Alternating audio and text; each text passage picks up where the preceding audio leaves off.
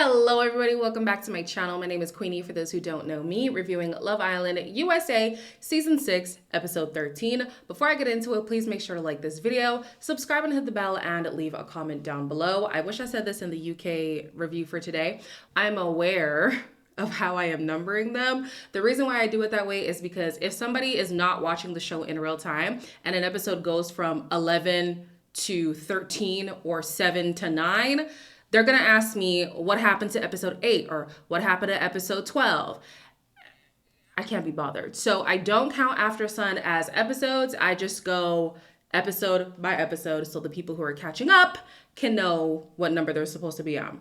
So we get the singles, the people who chose to twist, meeting the bombshells. I'm skipping over it. The whole thing was boring. I'm so sorry. Not one person said anything interesting. These bombshells, it's not giving. It's just, I'm sorry, it's not giving. But anyways, both of the guys want to get to know Janae and Leah, and Cassidy is into Miguel and Kendall. Leah thinks that Kenny is really handsome. Kenny is the lighter one. Nigel is intrigued by Janae's travels from her being an army brat. They also have the same birthday. I think it was December 13th, something like that. And Kendall is enamored by Cassidy, and all the while, Nicole is spiraling. Do you like dogs? I love dogs. Okay, amazing. I have two. They're like having chats. Who is it? Oh my God. Okay, I don't care. I love dogs. I've had one dog. I'm just shocked because of the chats me and Kendall have had and how he's low-key made me feel bad about getting to know Miguel. I feel like my actions have like met what I've been saying. I agree. I want to know what world Nicole lives on, because she feels like her words and her actions have aligned. And in as much as she keeps telling Kendall, like, I do like you more, your actions are kind of showing that Miguel is where you would actually want to be. And we spoke about this on live last night. Like, you can tell me you want me all you want, but if I'm seeing you spend a majority of your time, or what feels like to me, the majority of your time with somebody else, I'm going to get the impression that you're not as into me as you're claiming to be. So maybe she thinks her words and her actions are the same, but to me, not so much. And then now she's using this, as justification to now explore shamelessly. That's what you were doing already. You were already shamelessly exploring. So I don't know what this girl is talking about. Anyways, Serena talks to Nigel. And while that's happening, Cordell is still in shock at the fact that she chose to ditch him. I would say hear her out. I'm not upset. I'm gonna hear her out. I personally think once you speak to her, you're gonna feel a lot better. I'm not mad at all. I feel stupid. I'm open. I've been open and honest with Cordell about that as well. She should have stayed true to her word. Like she said, she keep it real with the woo and tell me if it was something else. Here's my take on the whole Serena thing. I know a lot of people strongly dislike Serena. I didn't think it was that bad, but my God, y'all really don't like her. It is very clear to everybody, even Cordell, that Serena did not like him as much as he likes her. I think that she does have some level of affection for him, but is it at the same level? No. The problem is she is aware of Cordell's crush. And because of that, it's up to her to make it clear where she stands with him. And leaving it a little bit vague, giving him that bit of hope, is what is leading now to this reaction where he's so sad and he feels blindsided, even though if he's being honest with himself, he wasn't blindsided. The signs were there. But anyways, I feel like the onus is on the person who is not on the same level to just say, hey, listen, like, it ain't really there for me like that, you know? So I think you should manage your expectations, because when somebody comes in that I like, I'm gonna go over there. I definitely am. And yes, Cordell was saying, oh yeah, we're open, it's fine, but we know it wasn't fine. I think that when she firmly friend-zoned him the first time around, he had gotten okay with that. Like, he was starting to be okay with it, and she opened that door again, and he's just, yeah, poor guy. Lord, he's lost in the trenches when it comes to Serena. Somebody help Cordell. Nicole is trying to get sympathy from the girls, and I'm sorry, I had to laugh because it was not going her way. Raise your hand if you were shocked by Kendall's reaction. I'm not shocked. I'm not. So you openly admitted that you're gonna get to know 2 people. If he's doing that out of spite, I don't care. It's and if you guys are still He has to protect his heart because he's been taking L's back to back. Oh my gosh, I'm so sorry. Take 2 and look to the sky. Like defending him, we're trying to help you Come the fuck understand on. his That side. is bullshit. Like I said on live, if you guys didn't tune into the live, you really should go watch it back. We had a time, and we spoke about those damn eggs again, but no, we actually had such a great time. Like, Chloe's one of my girls, Tammy's one of my girls as well. Please support their channels while they're reviewing Love Island. I completely lost my train of thought. Oh yeah, so Nicole, in my opinion, has a bruised ego.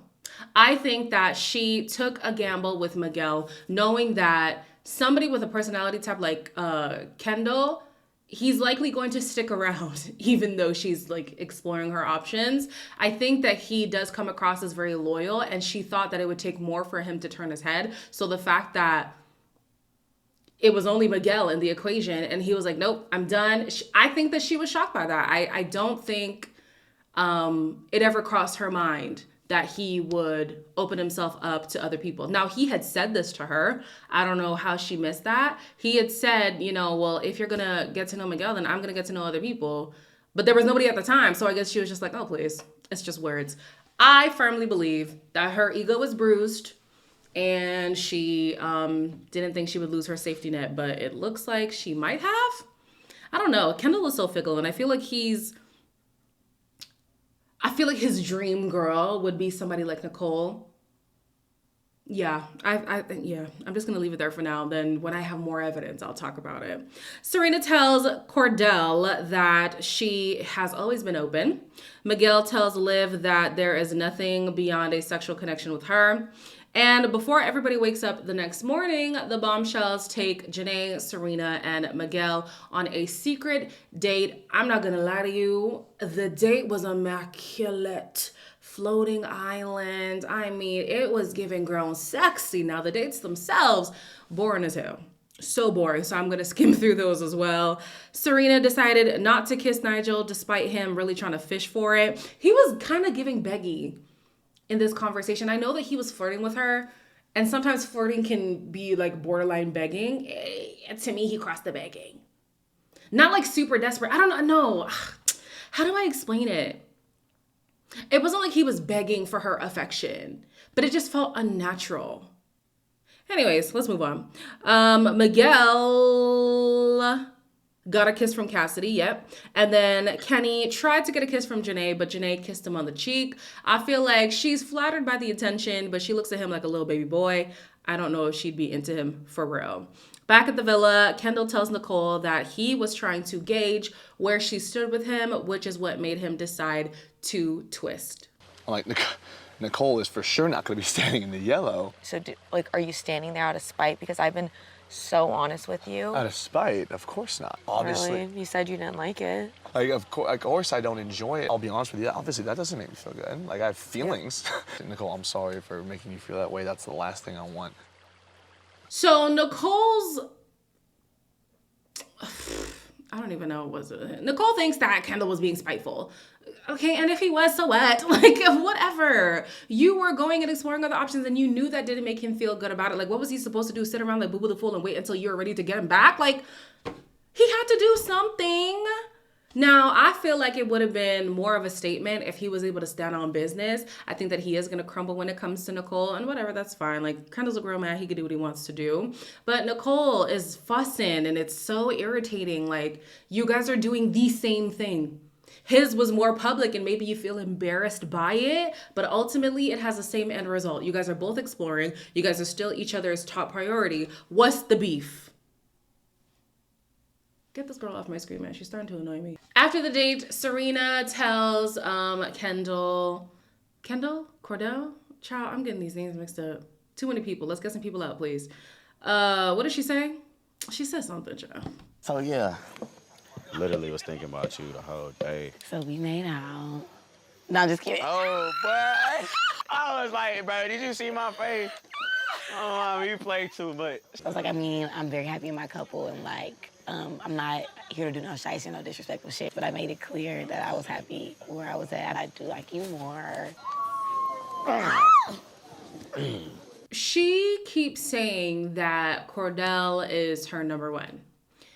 And I think that that's misleading, especially to Cordell, because number one makes it seem like I'm really into you and it would take a lot to turn my head. When we know she's partially into him and it wouldn't take much for her to turn her head. You know what I'm saying? I think that, like I've been saying before, I think she's playing into the crush that Cordell has for her. I would like for her to use different verbiage. Because yes, is he her number one in terms of there's nobody else here and that she would really like to get to know on that same level? Sure. But like that foundation is so easily shaken. There isn't anything deep between them, but Cordell feels like it is deeper than it is. So I would like her to use something else. Like to just say, as of right now, you have my attention. You know, I feel like that's better. Because number one would make me think like, oh, I'm top dog. Nobody can shake me, when in fact, almost everybody can. Almost everybody can. So Cassidy tells Rob that, no, Cassidy talks to Rob and he says he's happy that he stayed. Somebody send prayers for Andrea, sorry girl. Liv talks to Nigel and I felt like this was a more natural conversation. I'm originally from Michigan, if you're familiar with that at all. Do you snow or skateboard? Or? I snowboard. Yeah, I was gonna say, have you ever seen snow before? When I was really, really young, I loved like someone who's gonna be straight up. You're loyal. It comes with like the downfall though. For like, sure. You wouldn't be able to fucking like live. No pun intended. I do like saying. Now, again, I don't really have the words, but comparing to Serena's date, this felt less beggy. It felt like an actual conversation. Things flowed more naturally. Even Liv in the beach hut said, you know, it's nice to speak to somebody who is genuinely interested in what you're talking about. And I got the same impression from Nigel. Now, the problem is she is probably not interested in him. That's just not the impression that I got from this conversation, but she's flattered that he's into her. So yeah, we'll see where that goes. Leah thinks that it is finally time to tell Connor that she is just not into him. I think like you got me at like a very like vulnerable time, and then like it slowly started feeling like wrong. It literally has nothing to do with you. Just own it and just say, I'm so sorry. She just can't. Leah's actually such a trip. She's like, well, you got me when I was in a vulnerable state. Girl, bye. Like, you strategically chose to go after him because you knew that Rob was not going to pay you any mind, and he probably would feel maybe jealous, potentially maybe, if you were to now give your attention to somebody else who he could see as competition, but it didn't work. You miscalculated. And then you looked at the guy who you went for instead of Rob, and you realized, definitely not feeling it. Like, you were not in a vulnerable place. Like, girl, I don't know. I didn't like that she said that. She keeps saying like, oh, it's totally on me. Like, I'm the bad guy. Like, don't just, haven't we heard it before? Not like her specifically, but people who've heard such stupidness. Me, I'm one of them. It's dumb. Anyways, he is here like, oh, I wish that she would just own up to it. I wish that she was more honest with me earlier on, whatever. And then in the back of my mind, we remember how he wasn't as transparent as he could have been with Janae. Therefore, I don't feel sorry for you, Connor. I don't. Sucks to suck. Moving on. Aaron speaks to, well, this is earlier on in the day. Aaron spoke to Leah about the vote, and she is sticking beside not having a big hand in sending Andrea home. Everybody feels like that's a lie. Eventually, she gets called out on it, and things just, oof. I mean, I knew that was all a lie when you were saying it, but I just kind of like, I don't know, I just didn't want to fight you. That's not fucking true. It is, Leah. Liv, what? Can you please come here? I said that I wasn't trying to give a very large opinion. Well, I do think it's a bit hypocritical that you said that you've taken a backseat in the conversation. You were claiming you had no part in it. And I never said I had no part in it. You're not fucking understanding what I'm saying. I'm saying to their, Liv, shut the fuck up. Like, I'm dead serious. What Like, is you're about to backseat to piss you? me the fuck What off. does backseat mean to you? I think you're trying to save your ass, if I'm honest. No, I mean, I don't need to save my ass. You are caught red-handed. What we're not about to do is gang up on Leah. And if you convince yourself that that's what you said, then God help you, babe. God fucking help you. So I have a lot of thoughts when it comes to this, okay?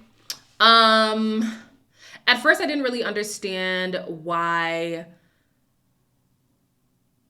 Liv and Kayla, I think it was the last episode or 2 episodes ago, whatever, had turned on Leah, because they all said as girls, like, we're standing on our decision, you know, we ride at dawn, you know, whatever, right? And the first person to fold was Kayla. She was like, if I knew the reaction was going to be this big, then I probably would have chose something else. But at the end of the day, like, you decided what you decided. So, you know. But then I'm like, if as a group you've decided to stand on business, and then Leah tries to make herself look like less of a target, look like she had little to nothing, because she didn't say nothing, but she's making it seem like she had little to nothing to do with it, I can understand being frustrated. We decided to stick by our decision, or why are you now trying to make everybody else look bad?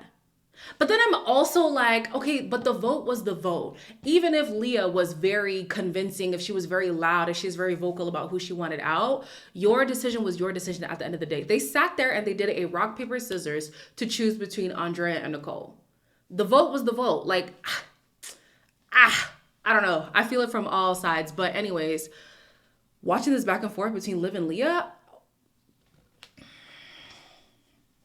wow.